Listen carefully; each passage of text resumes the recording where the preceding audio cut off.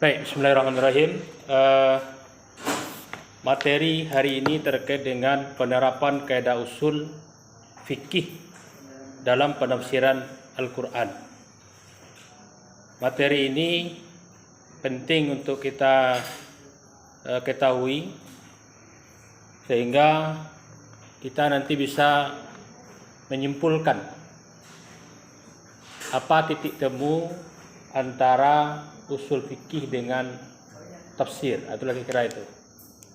Di mana titik temu antara usul fikih dengan penafsiran Al-Quran. Sebelum kita melihat titik temunya, pertama kita pahami usul fikih dulu. Kalau kaidah sudah itu. Kalau kaidah tidak perlu kita ulang-ulang karena sudah hampir setiap pertemuan itu dimunculkan oleh kawan-kawan. Nah, sekarang kita lihat usul fikih. Dalam istilah itu ada dikenal dengan fikih, ada dikenal dengan usul fikih. Ada fikih, ada usul fikih. Fikih dan usul fikih itu adalah dua istilah yang berbeda. Jadi tidak sama itu. Fikih, usul fikih itu beda itu. Fikih itu adalah hasil dari usul fikih. Usul fikih itulah dapurnya. Disitulah segala sesuatu itu dirumuskan. Dalam fikih, contohnya salat itu wajib, ya kan? Maka kenapa salat itu wajib? Apa dalilnya? Bagaimana cara memahami dalil? Itu semua ada di usul fikih. Apa dalil dari salat itu wajib? Itu usul fikih itu. Ya kan?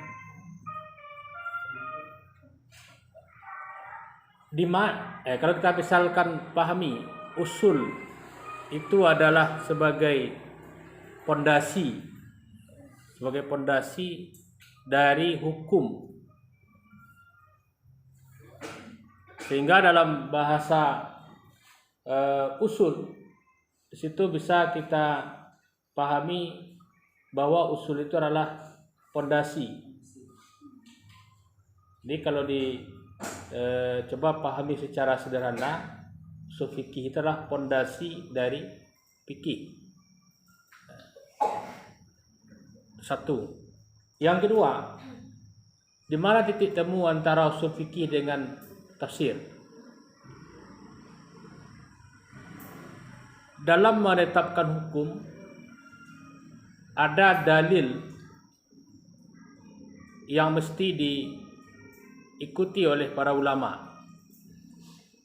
Dalil-dalil dalam menetapkan hukum itu ada yang disepakati, ada yang tidak disepakati.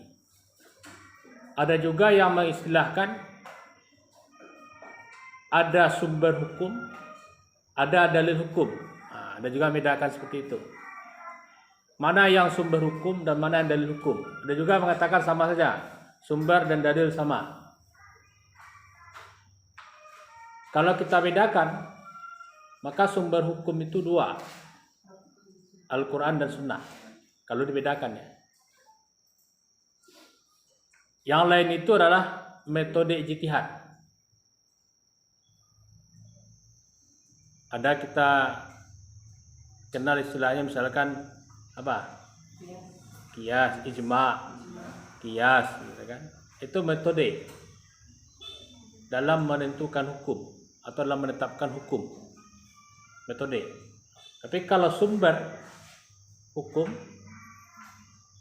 Al-Quran dan Sunnah atau hadis. Ada juga yang bedakan hadis dan Sunnah. Ada juga menyamakan. Nah, kalau ada yang bedakan, itu dilihat dari siapa yang memakai. Kalau sunnah atau as-sunnah itu pada umumnya adalah istilah yang dipakai oleh ulama fikih atau ulama usul. Nah, kalau hadis itu umum.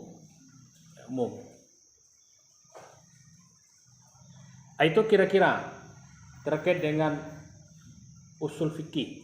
Ya, jadi ada dalil, kemudian ada sumber istilahnya, dia ada satu lagi metode.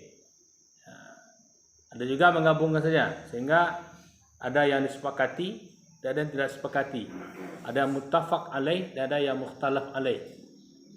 Seperti syar'u man qablana, ada mengatakan itu bagian dari metode dalam menetapkan hukum, ada yang mengatakan tidak. Syar'u man qablana itu adalah syarak atau hukum yang sudah diamalkan oleh orang-orang terdahulu, umat Nabi Isa, umat Nabi Musa gitu kan. Itu syar'u man qablana. Sama hanya dengan uruf. Uruf itu apakah boleh dijadikan sebagai dasar dalam menetapkan hukum atau tidak, kebiasaan atau adat istiadat.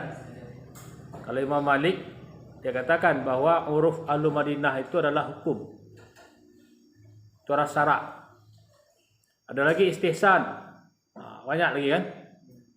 Istihsan itu logika, itu lebih logika, menggunakan pikiran.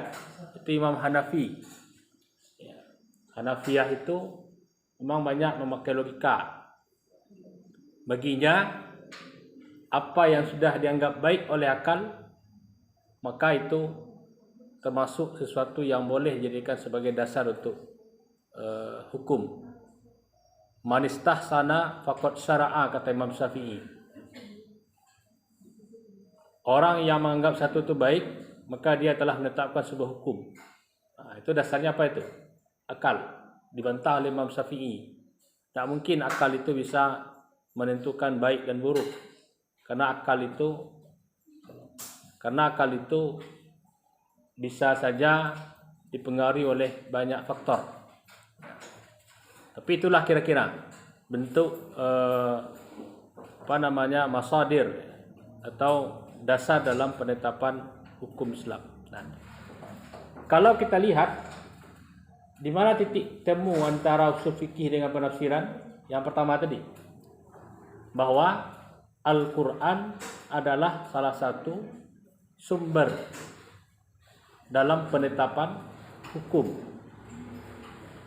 Maka para ulama usul, mereka mesti memahami ayat Al-Quran itu sesuai dengan ketentuan atau kaedah-kaedah yang ada.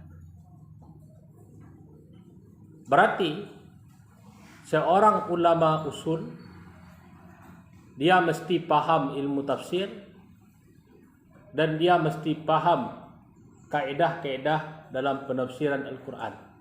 Nah, jadi situ titik temunya itu. Titik temu antara kaedah usul fikih ya dengan penafsiran, bahwa salah satu dalil atau salah satu sumber hukum itu adalah Al-Quran, dan Al-Quran itu mesti dipahami sesuai dengan ketentuan, dan ketentuan dalam memahami Al-Quran itu dia itu dalam ilmu tafsir, dan diantaranya ada disebut dengan kaedah tafsir. Nah, itu satu yang titik singgung antara usul fikih dengan penafsiran Al-Quran. Sekarang di dalam usul fikih, para ulama mereka ketika membahas Al-Quran sebagai dalil, Al-Quran sebagai sumber hukum, ini kan istilah itu banyak nanti itu. Dia mengatakan dalil, Al-Quran itu dalilnya, atau mengatakan Al-Quran itu sumber hukum, atau mengatakan Al-Quran itu sebagai, atau lagi sebagai apa tadi? Sebagai sumber dalil, ya dua ya. Jadi ketika ulama usul mereka membahas ayat-ayat Al-Quran, maka di dalam pembahasannya itu selalu disertai dengan kaedah-kaedah, dan kaedah-kaedah itu adalah kaedah-kaedah yang umum ada di usul fikih. Kenapa dikatakan umum? Bahwa kaedah itu tidak hanya berlaku untuk Al-Quran saja, tapi juga bisa diterapkan di hadis atau di sunnah. Ambil contoh. Di antara materi usul fikih itu atau usul fikih itu, di antara materinya adalah al-amru wan nahyu. Pernah dengar itu? Apa itu? Perintah dan larangan. Di antara materi usul fikih adalah al-amru wan nahyu, terkait dengan perintah dan larangan. Maka dalam usul fikih itu dikatakan, sesuatu dikatakan perintah itu adalah talabul fi'li ala wajhil isti'la. Perintah itu adalah tuntutan untuk mengerjakan suatu pekerjaan yang berasal dari yang lebih tinggi. Itu perintah. Kalau ada misalkan wali kota, kemudian ada kepala dinas, ya, banyak dinasnya. Kalau ada kepala dinas berkirim surat ke wali kota, bahasa seperti ini, mengingat tahun anggaran 2023 telah berakhir, maka kami minta Pak Wali untuk menambah anggaran untuk perbaikan jalan saja. Anggaran sudah habis, tapi masih ada jalan yang berlubang. Maka ada surat dari kepala dinas ke Pak Wali Kota. Bunyinya, kami minta Pak Wali menambah anggaran untuk perbaikan jalan. Kemudian ada kalimat yang sama, tapi muncul dari Pak Wali Kota. Apa kata Pak Wali? Yang terhormat Pak Kadis, kami minta sediakan anggaran untuk perbaikan jalan yang masih terbengkalai sebelum tahun 2023 berakhir. Kalimatnya sama. Satu yang menyampaikan adalah kepala dinas, yang satu lagi yang menyampaikan adalah wali kota. Kira-kira kalau wali kota yang menyampaikan kalimat itu kepada dinas, apa yang dipahami oleh kepala dinas? Perintah. Ini perintah wali kota itu. Harus diadakan. Tapi kalau kepala dinas yang menyampaikan surat dengan bahasa yang sama ke wali kota, itu apa namanya? Permohonan. Karena mungkin wali kota diperintah oleh kepala dinas. Sama dengan kita. Di dalam Al-Quran, perintah itu diistilahkan dengan fi'il amar. Dalam bahasa Arab kira-kira seperti fi'il amar. Kata perintah. Maka dalam Al-Quran itu ada perintah, kata perintah yang disampaikan oleh hamba, dan ada kata perintah yang disampaikan oleh Allah kepada hamba. Artinya yang satu hamba yang menyampaikan, yang satu Allah yang menyampaikan. Apa contohnya? Yang hamba itu ketika berdoa, itu ada dalam Quran, banyak doa-doa dalam Quran itu. Rabbana atina fid dunya hasanah. Maka di situ ada kata perintah. Mana kata perintah di situ? Atina. Itu perintah itu. Atina. Apa artinya? Berikanlah kepada kami. Berikanlah itu perintah yang disampaikan oleh hamba kepada Allah. Karena hamba yang menyampaikan perintah itu, maka maknanya adalah doa. Doa itu apa itu? Harapan. Berharap. Apakah nanti Allah kabulkan atau tidak, itu urusan nanti. Yang penting berdoa atau berharap. Beda dengan Allah. Dalam Al-Quran misalkan aqimus shalah. Kata perintah juga aqim. Apa arti aqim itu? Dirikanlah as-shalah, salat. Perintah juga. Tapi karena perintah itu terbitnya dari Allah, min wajhil isti'la, dari yang tinggi kepada yang bawah, maka maknanya adalah perintah. Nah, itu bedanya itu. Sehingga dalam usul fikih itu dikatakan bahwa perintah itu talabul fi'li ala wajhil isti'la, dari yang tertinggi menyampaikan kepada bawahan tuntutan untuk mengerjakan suatu perintah, maka itu adalah perintah. Sama dengan nahi, larangan juga seperti itu. Larangan itu juga tuntutan untuk meninggalkan suatu perbuatan min wajhil isti'la, dari atas ke bawah. Tapi kalau dari bawah ke atas sama, maknanya adalah doa. Rabbana la tu'akhizna, itu larangan itu. La tu'akhizna. Rabbana la tahrimna. Apa lagi? Ajarahu itu kan? Itu perintah itu. Larangan itu. Nah, tapi karena dari hamba, dia bukan berarti larangan, makna larangan, tapi dia adalah bermakna doa. Nah, itu contoh.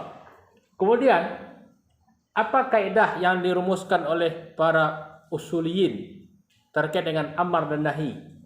Contoh saja. Di antaranya adalah ada kaidah yang mereka rumuskan. Al-aslu fil amri lil wujub. Nah, nanti tambahkan dalam makalah itu kaidah-kaidah seperti itu. Al-amru apa tadi? Al-aslu fil amri lil wujub. Apa artinya itu? Kata perintah dalam Al-Quran atau kata perintah secara umum,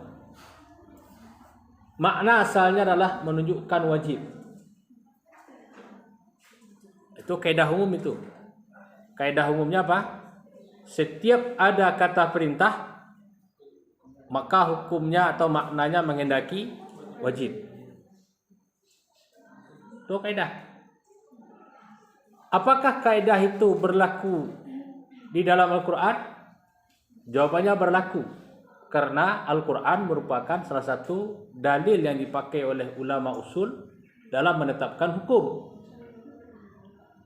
Apakah kaidah itu nanti juga berlaku di hadis? Berlaku juga. Nah, tapi karena kita misalkan hari ini melihat hubungan antara usul fikih dengan penafsiran, itu kita batasi di Al-Quran tadi. Bahwa ini ada kaidah usul yang menyatakan tentang amar, al-aslu fil amri lil wujub. Hukum asal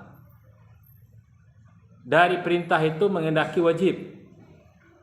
Maka ketika ketemu dalam Al-Quran ayat-ayat yang sigatnya apa ini bahasa lainnya, katanya, bentuk katanya itu adalah bentuk perintah, fi'il amar atau kata-kata lain yang bermakna perintah, maka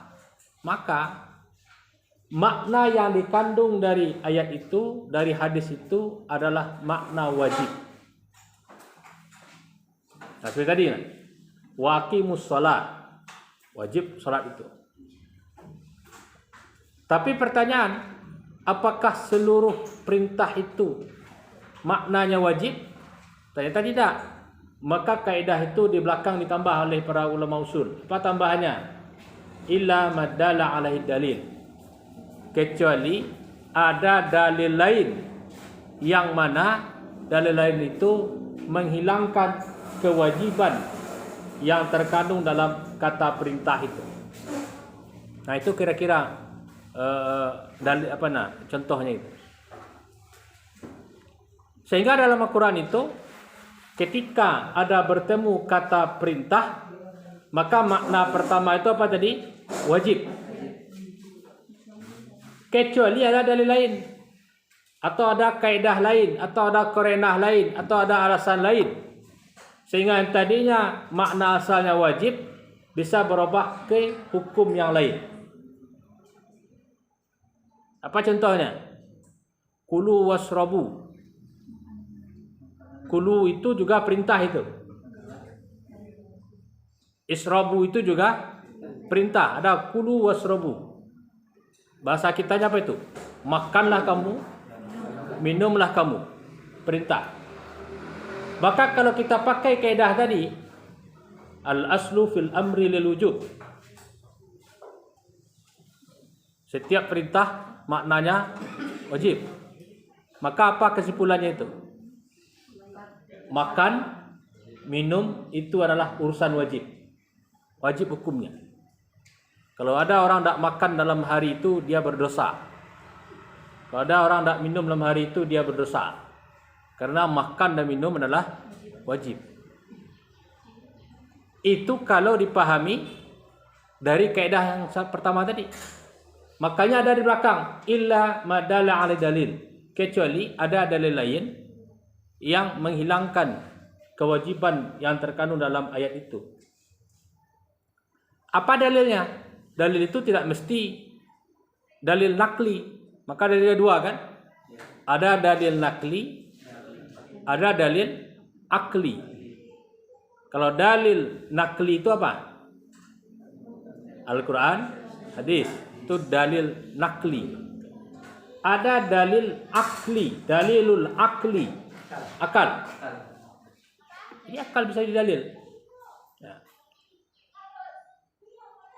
Karena makan dan minum itu adalah urusan yang tidak perlu diatur. Tanpa ada aturan, tanpa ada perintah pun, ketika manusia lapar, maka dia akan makan. Ketika dia haus, pasti dia akan minum. Karena itu kebutuhan dasar. Maka kebutuhan dasar itu tidak mesti diperintah atau tidak mesti ditetapkan hukumnya wajib. Oleh karena itu, urusan makan, urusan minum, hukumnya tidak wajib sama seperti hukum sholat. Walaupun menggunakan kata-kata fi'il amar. Ada lagi, misalkan tentang ayat hutang. Ayat hutang yang panjang itu. Iza tadayantum bidaini ila ajalin musamma faktubuhu. Ada ayat perintah itu. Kalau kalian saling berhutang, ada transaksi atau ada hutang piutang, faktubuhu. Catatlah. Faktubuhu itu juga fi'il amar. Tapi para ulama mengatakan bahwa fi'il amar di situ maknanya bukan wajib. Tapi maknanya adalah sunnah atau nadab. Di bahasa istilah dalam fikih itu kan ada kadang dipakai sunnah, kadang dipakai nadab. Nadab ini ada mandub. Pernah dengar kan? Ada wujub, ada mandub, gitu kan? Ada makruh, ada apa lagi? Haram, gitu kan? Nah, nadab itu sesuatu yang lebih disukai. Nadab. Nah, itu kira-kira itu. Sehingga hukumnya bisa menjadi sunnah. Ada lagi fil amar juga, tapi hukumnya haram malahan. Apa contohnya? Fil amar juga. Tapi fil amarnya maknanya bukan wajib di situ. Justru maknanya adalah haram. Kalau haram itu apa itu? Wajib ditinggalkan. Nah, itu kan? Apa misalnya? Fajtanibuhu. Ada ayat innamal khamru wal maisiru ya wal ansabu wal azlamu rijsun min amali syaitan. Belakangnya ada fajtanibuhu. Surah Al-Baqarah ayat Al-Maidah ya. 91. Belakangnya itu ada fajtanibuhu. Ijtanaba yajtanibu. Ijtanabu fajtanabu. Baik, ya. Ifta'ala yafta'ilu ya. Fajtanibu. Fajtanibu itu fi'il amar.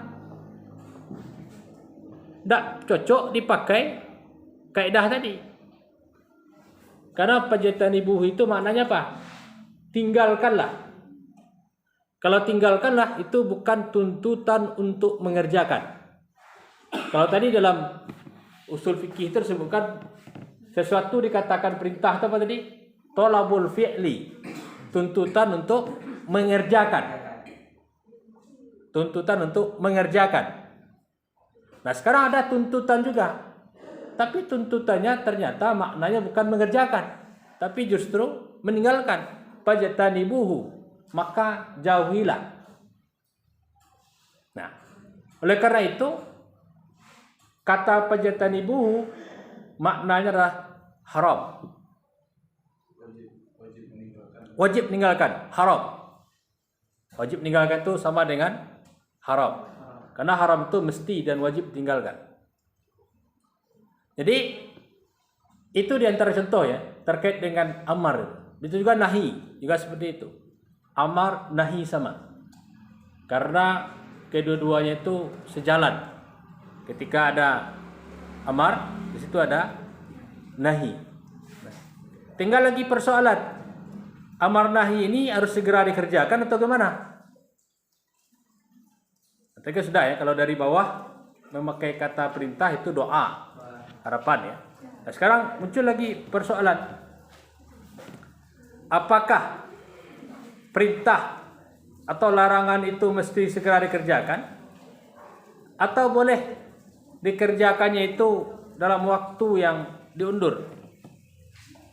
Nah, sampai ke situ pembahasan fikih itu. Aqimus shalah, apakah segera dikerjakan salat itu? Artinya misalkan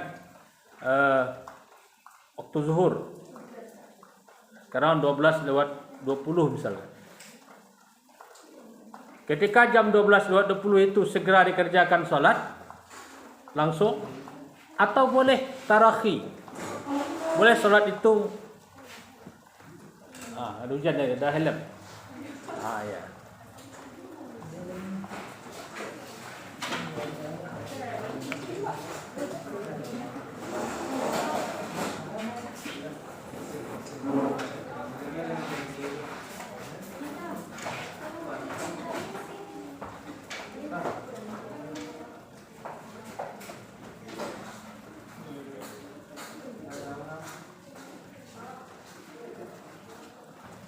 Nah, itu contoh satu ya, amar dan nahi. Yang kedua terkait dengan am dan khas. Am dan khas, ini contohnya. Bahasa Al-Quran itu, kata-katanya ada yang disebut dengan am, ada yang disebut dengan khas. Apa itu am dan khas? Umum dan khusus. Maka para ulama usul membuat sebuah kaidah terkait dengan am dan khas ini. Di antaranya adalah kaidahnya itu terkait dengan am dan khas itu, al-ibrah bi umumil lafzi la bi khususis sabab. Contohnya itu, al-ibrah bi umumil lafzi la bi khususi sabab. Bahwa kalau ada dalam Al-Quran kata-kata umum, maka bisa jadi ayat itu dipahami sesuai dengan keumuman lafaznya.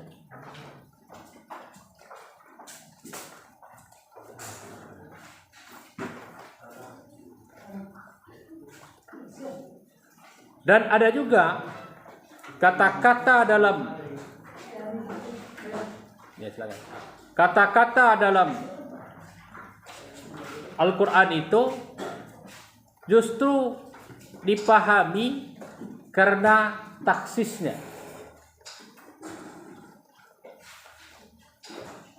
Ada taksis. Pernah usul fikih udah sampai ke taksis itu belajarnya, materi. Am dan khas. Am umum, ada khas. Khas itu taksis. Taksis itu apa itu? Pengecualian. Ada ya mungkin bahasa sederhananya pengecualian. Dikecualikan.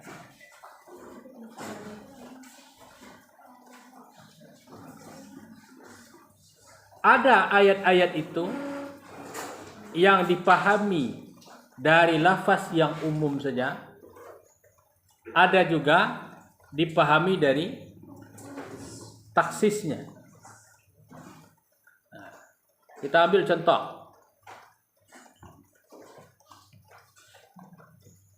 Wal mutallaqat, surah apa itu? Al-Baqarah 228. Istri yang sudah ditalak itu,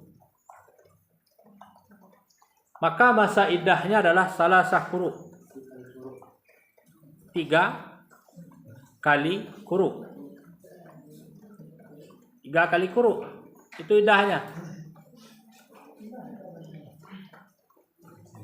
Bagaimana misalkan? Contoh ini. Bagaimana misalkan?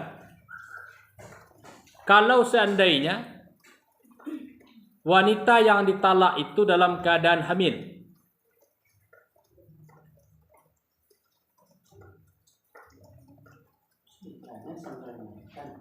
sampai melahirkan, berapa waktunya? Bisa tak tentukan waktunya? Nah, maka ditaksis itu. Kecuali, kalau bahasa sederhana taksis itu adalah kecuali. Kecuali bagi wanita yang hamil atau istri yang hamil ketika dicerai. Maka istri yang hamil ketika dicerai itu, apakah cerai hidup atau cerai mati sama itu, iddahnya adalah sampai melahirkan. Kalau misalkan usia kehamilannya itu adalah 9 bulan, 9 bulan usia kehamilannya, kemudian dia cerai, maka cerai mati atau cerai hidup misalkan. Ya kan? Cerai mati, cerai hidup sama kalau dia hamil itu. Usia kandungan itu lebih kurang 9 bulan. Berapa, Bu? 10 hari. Itu Ibu yang tahu tuh. 9 bulan, 10 hari. 10 hari lagi lahir anaknya. Lahir anaknya kan? Habis iddahnya. Ketika dia selesai masa wiladah, dah bisa nikah itu. Tak perlu dia tunggu 3 bulan kan? Bisa juga sebaliknya. Dia cerai dengan suaminya ketika baru hamil seminggu. Lama nunggu kan? Ketika hamil seminggu, cerai dia dengan suaminya. Maka masa iddahnya berapa iddahnya? Yang tadinya hanya 3 kali quru' berubah menjadi 9 bulan. Kenapa tadi? Karena dia hamil. Maka ada pengecualian. Nah, pengecualian itulah disebut dengan taksis. Jadi kaidahnya, lafaz yang umum itu kadang-kadang bisa dipahami langsung dari lafaz yang umum itu, dari am tadi itu, atau kadang-kadang harus dipahami yang taksisnya. Nah, dari mana itu bisa dipedomani? Dilihat situasi dan kondisi. Ini contoh yang iddah ini.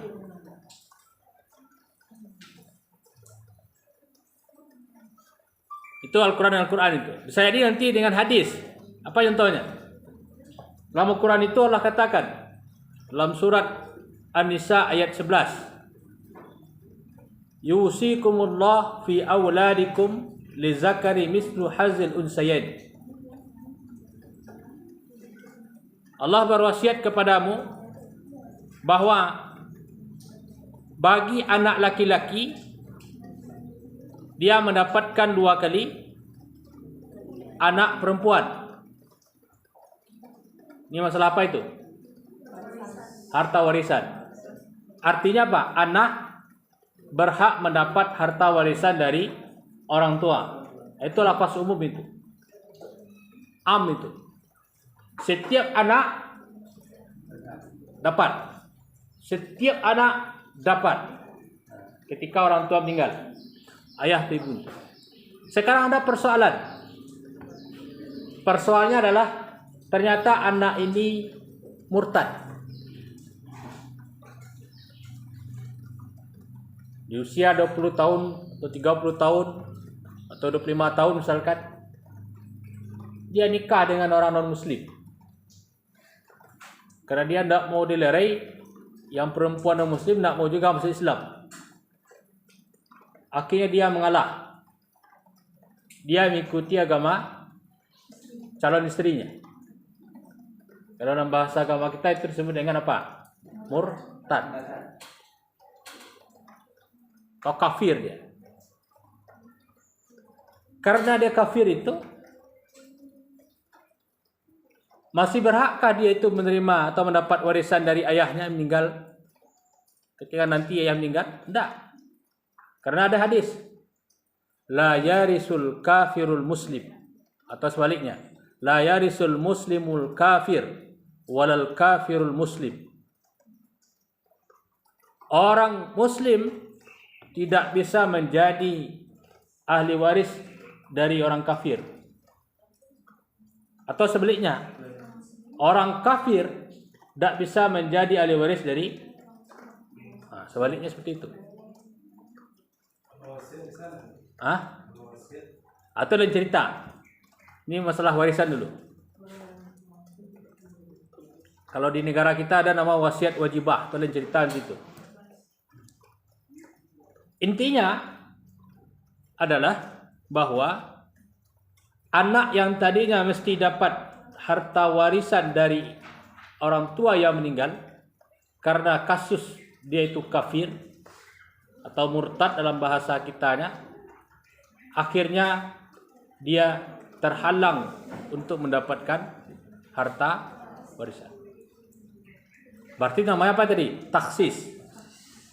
Setiap anak dapat kecuali satu kafir atau murtad. Yang kedua bisa juga anak itu membunuh orang tuanya. Orang tuanya kaya raya. Anak tidak bekerja, dia mengharapkan dapat harta warisan orang tuanya itu. Orang tua sudah sakit-sakitan, tapi tidak juga meninggal dunia. Tak sabar dia nunggu lagi. Akhirnya dia cari jalan pintas. Dibunuhnya ayahnya ini. Targetnya apa tadi? Kalau ayahnya meninggal, dia dapat harta warisan yang banyak. Karena sudah dikali-kalikannya, banyak dia dapat. Ketika ayahnya meninggal dan ternyata terbukti meninggal karena dibunuh, dicari pelakunya. Setelah diselidiki dan terbuktilah bahwa pelaku tadi adalah anak dari ayah atau yang meninggal ini. Terbukti, dia mengakui juga. Maka anak tadi yang semestinya dapat harta warisan hilang haknya. Karena dia membunuh. Itu namanya apa itu? Taksis. Maka ayat tadi ada yang lafaznya umum, tidak bisa dipahami kecuali setelah datang taksisnya.